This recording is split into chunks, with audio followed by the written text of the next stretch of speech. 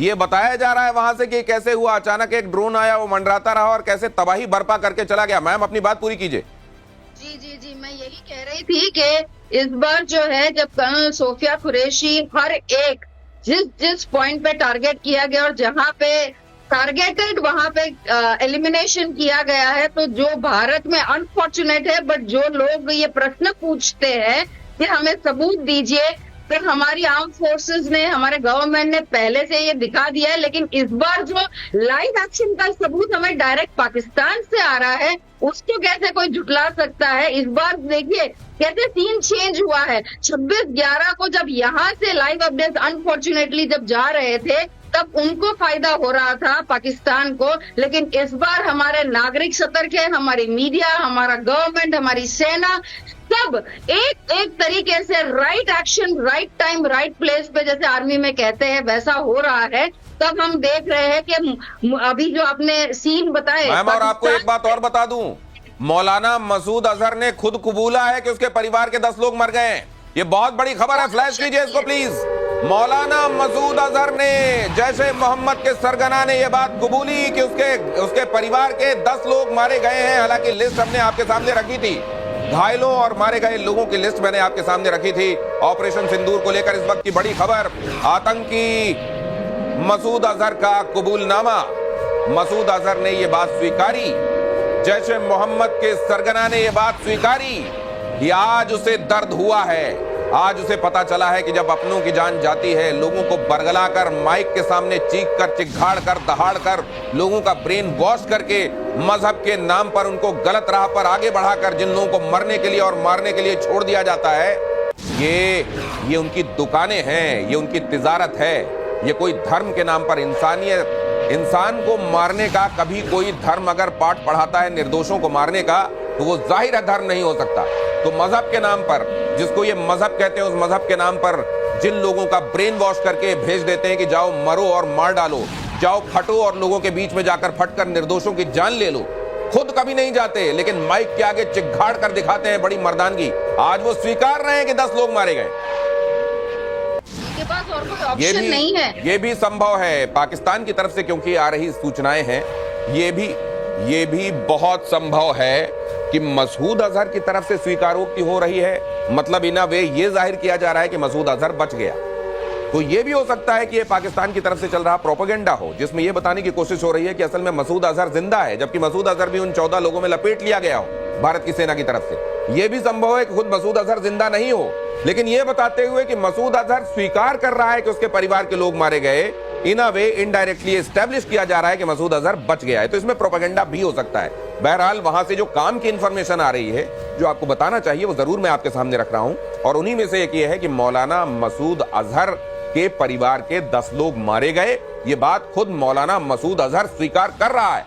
तो वो जो पेन महसूस कराना चाहता है भारत, वो जो बताना चाहता है कि जब ये दर्द होता है अपने किसी को के मारे जाने का, जब उसका जनाजा कंधे पर उठाना पड़ता है, जब लाश को कंधा देना पड़ता है, तब कैसा लगता है, ये भारत इस समय बता रहा है आतंकियों को। और भारत ने स्पष्ट किया है कि निर्दोष नागरिकों को किसी तरह की कोई तकलीफ ना हो इस ऑपरेशन के दौरान, ये भी हमने इंश्योर किया है। अब देखिए जरा भारत रत्न सचिन तेंदुलकर की तरफ से, सचिन तेंदुलकर का पोस्ट देखिए, एकता में निडर, शक्ति में असीम, भारत की ढाल उसके लोग, इस दुनिया में आतंकवाद के लिए कोई जगह नहीं है, हम एक टीम हैं, इस दुनिया में आतंकवाद के लिए कोई जगह नहीं, वी आर अ टीम। ये देखिए जरा क्या लिखा है उन्होंने, fearless in unity, boundless in strength, India shield is our people, there is no room for terrorism in this world and we are one team, जय हिंद कह रहे हैं सचिन तेंदुलकर। और अब आ गए हैं मेरे साथ मेजर गौरव आर्या। आज सुबह 2 बजे, बल्कि 2 से 2:30 के बीच में उनको जगा दिया गया और उनको कहा गया हर हर महादेव। और आज बगैर किसी ब्लैक कॉफी के, बगैर किसी खाना पीना के, मैं देख रहा हूं क्या कमाल एनर्जी उनमें।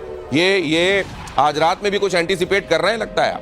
बिल्कुल, अगले 72 घंटे दिनेश जी बहुत अहम रहेंगे, अगले 72 घंटे, क्योंकि पाकिस्तान का रिटेलिएशन आना पड़ेगा, ये जरूरी है आसिम मुनीर की गद्दी के लिए, आसिम मुनीर की कुर्सी के लिए पाकिस्तान का रिटेलिएशन बहुत आवश्यक है। आज ISI के हेडक्वार्टर में नहीं गए हैं ये, आज शहबाज शरीफ के घर में बैठे हैं। हाँ। मुनीर भी बैठा हुआ है वहीं पे, इशाक डार भी वहीं बैठा हुआ है। मुझे हैरानी है कि आज आईएसआई वालों ने अपने यहाँ क्यों नहीं बुलाया।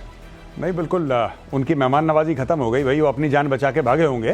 तो अब ये देखिए कि ये लोग अब अटैक करेगा। देखिए, मैं सबको बता दूं यहाँ पे, पाकिस्तान आर्मी, नेवी और एयरफोर्स या all three, they will do their best to respond and this is exactly what we want. हम यही चाहते हैं और अगर ये रिस्पॉन्ड करते हैं, we have them exactly where we want them.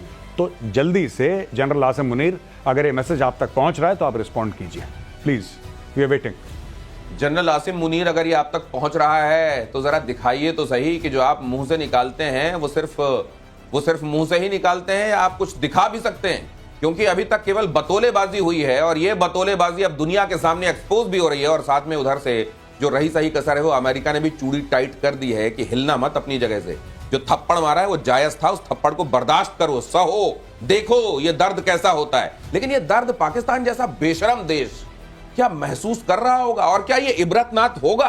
क्या ये कम से कम वो जो टेढ़ी पूंछ है कुत्ते की, उसको सीधा करने की दिशा में क्या इसको निर्णायक माना जाए? गौरव, देखिए भाई, जब तक पूंछ कटेगी नहीं, कुत्ते की पूंछ कभी सीधी नहीं आप तो होगी। डोबरमैन बनाने पर आ गए। डोबरमैन ही बनवाना पड़ेगा इनका, और कोई चारा नहीं है। मैं बताता हूं क्यों, मैं क्या कारण। देखिए, पाकिस्तान एक बड़ा, उनको एक कॉन्फिडेंस है कि हमने सबको बेवकूफ बना दिया, हमने अमेरिकन को बेवकूफ बनाया, हमने तालिबान को बेवकूफ बनाया। बात यह है कि they think they are too smart. In fact Pakistanis they are over smart, और ओवर स्मार्टनेस में ये लोग पिट जाते हैं। आपको पता है, जो इनके बड़े बड़े डायलॉग बाजी और ये सब ये लोग कर रहे थे, इनको कभी नहीं लगा था, इनको लगा कि वही सर्जिकल स्ट्राइक हो जाएगी या कहीं बमबारी हो जाएगी। इनको ये नहीं पता था कि इंटरनेशनल बॉर्डर पार हो जाएगा। दे नेवर इमेजिन्ड दैट, क्योंकि पिछली बार कब हुआ था मुझे याद नहीं, शायद 71 में हुआ हो, मुझे उसके बाद का नहीं पता है। अगर मेरी नॉलेज में आप इजाफा करिए। सर, एक और एक अपडेट आपको बता देता हूं। मौत की भीख मांग रहा है ऐसे आतंकी मसूद अजहर। बताया जा रहा है कि भारत के अटैक से मौत के साए में है मसूद अजहर, और अब कह रहा है कि अब इस तरीके की दहशत में मैं नहीं जी सकता। दहशतगर्द कह रहा है कि मैं दहशत में नहीं जी सकता, या खुदा मैं भी मर जाता। इतनी आसानी से कबूल नहीं होती इस तरीके की जो प्रार्थनाएं हैं। उसके लिए कुछ करना पड़ता है, ऊपर वाले को भी कुछ ऐसा करके दिखाना पड़ता है कि वो कम से कम प्रार्थनाएं सुने। मुझे लगता है कि अब ये बाकी की जिंदगी इसी आग में मसूद अजहर को जलना चाहिए, अपने लोगों को खोने, उनके मारे जाने को अपनी आंखों के सामने देखने की आग में। या खुदा मैं भी मर जाता, या खुदा मैं भी मर जाता है। या मसूद अजहर कह रहा है, मसूद अजहर जी ऐसा है, देखो भाई साहब, साफ सीधी बात है, डोवाल साहब ने सुन लिया ना, फिर आपके पीछे लगा देंगे लोग, ठीक है, कि कबूल करो इनकी दुआ। हाँ, कबूल जल्दी करो, कबूल करो। बहुत ज्यादा रिक्वेस्ट कर रहे हैं ये लोग। हाँ। पता लगा तुम्हारे पीछे पड़ गए, तुम भी निपट गए। निपटना भी चाहिए इसको, वैसी बात नहीं, निपटना भी चाहिए इनको। अब मुझे लगता है उसको भी दिखाई दे रहा है, अज्ञात बंदूकधारी कहीं पे भी जा रहे हैं, निपटा दे रहे हैं, और इस तरीके की स्ट्राइक्स हो रही हैं, वो पिन पॉइंटेड हो रही हैं, तो उसको दिखाई भी दे रहा है। तो शायद वो ये कह देना चाहता है ताकि उसके जाने के बाद ये लोग कह सकें कि उन्होंने तो पहले ही अपनी मौत के लिए दुआ मांग ली थी।